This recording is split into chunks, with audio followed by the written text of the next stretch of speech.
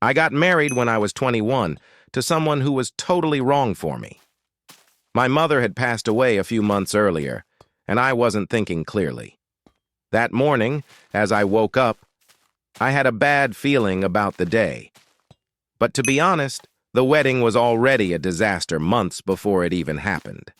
My fiancé proposed to me in a packed restaurant on my birthday, right in front of all my loved ones, despite knowing that I hate public proposals.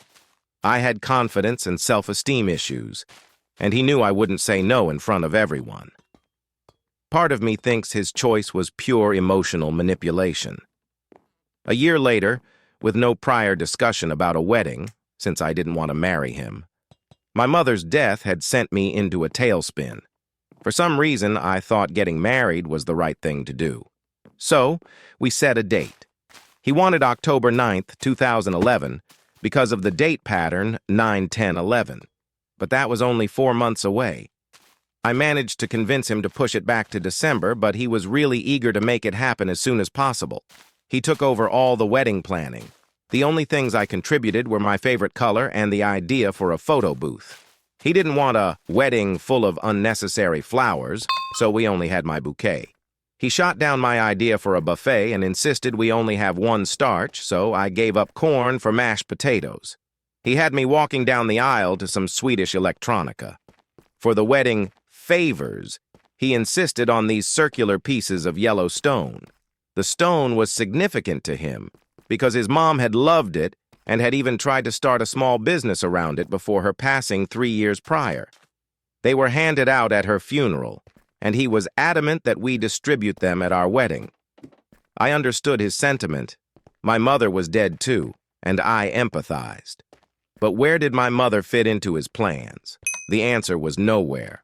On the day of the wedding, I drank about half a bottle of whiskey in the dressing room. By the time I walked down the aisle, I was almost stumbling, but not quite. I was so drunk, yet somehow managed to stay somewhat composed. Liquid courage, I guess. I managed to get through my vows, which he had made me change because he thought the playful teasing and banter were disrespectful to the serious commitment we were making. Fine, whatever. Then came his vows. He called for a guitar from his best man. He sang his vows. He wasn't a good singer, nor was he a good writer or poet. Music wasn't a big part of our lives, and I had never expressed a desire to be serenaded. In fact, I had stated the opposite. Yet, he made me change my vows, but he didn't care about my feelings in that moment. He was more concerned with putting on a show for the audience with his terrible singing and atrocious rhymes. Standing there trying to look lovingly into his eyes was so hard. I was mortified, and I'm surprised I didn't disappear out of sheer embarrassment. I wish I had just picked up my skirts and runaway brided myself to freedom.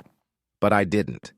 Instead of tearing down the highway with my best friends, I sat at our table during the reception and watched as the best man performed a 3-minute tap dance routine instead of giving a speech. It was absurd from beginning to end. I filed for divorce 9 months later.